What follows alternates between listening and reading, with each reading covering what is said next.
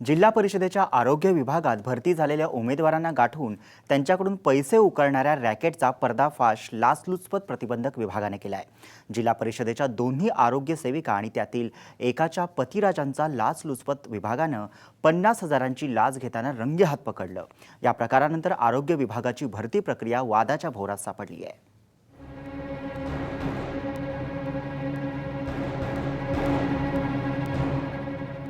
फोटोत दिसणाऱ्या या दोन महिला आहेत रत्नागिरी जिल्हा परिषदेमधील आरोग्य विभागाच्या कर्मचारी बेबीनंदा खामकर आणि दिव्यांका यादव।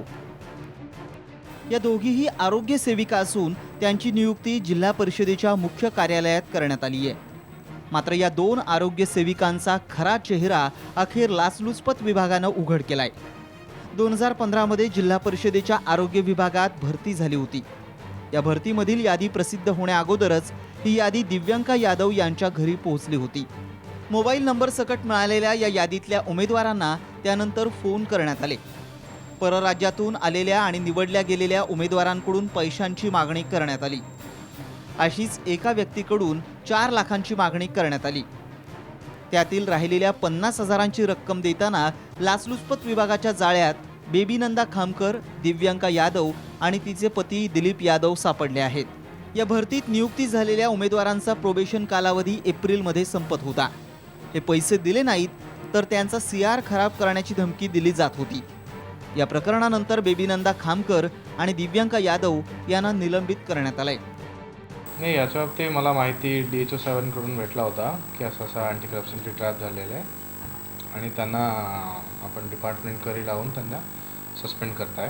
त्याच्यावर त्यांना अटक पण झालेली आहे। मला वाटतं आपण सस्पेंड करताय आणि त्याचं डिपार्टमेंटकडे लावताय।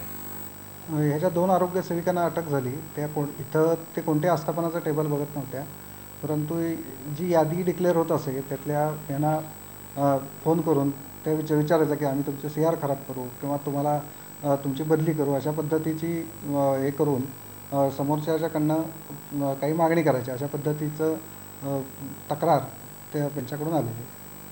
याच्यापुढे त्यांच्यावर निलंबनाची कारवाई होईल, त्यांची विभागीय चौकशी देखील होईल आणि आणखीन या निमित्तानं आणखीन कोणाचे काही तक्रारी असतील तर त्यासुद्धा या निमित्तानं पुढे येतील। या दोघींची खातेनिहाय चौकशी सुरू झाली आहे, तर या दोघींकडे लाखोंचं घबाड जमल्याची माहिती पुढे येते। दिव्यांका यादव यांच्या नावावर 65 लाखांचा बंगला आहे, तसंच आलिशान गाड्या देखील आहेत। लाचलुचपत विभाग या दोघींची चौकशी करतंय। मात्र 2015 सालापासून आरोग्य विभागातील बदलीबाबत यामुळे प्रश्नचिन्ह उपस्थित झालंय। या दोघी भरती प्रक्रियेनंतर या उमेदवारांना गाठून त्यांच्याकडून पैसे उकळत होत्या। त्यामुळे या प्रकरणात मोठं रॅकेट असल्याच्या संशयावरून आता या दोघींची खातेनिहाय चौकशी सुरू झाली आहे। अमोल कलई, साम TV, रत्नागिरी।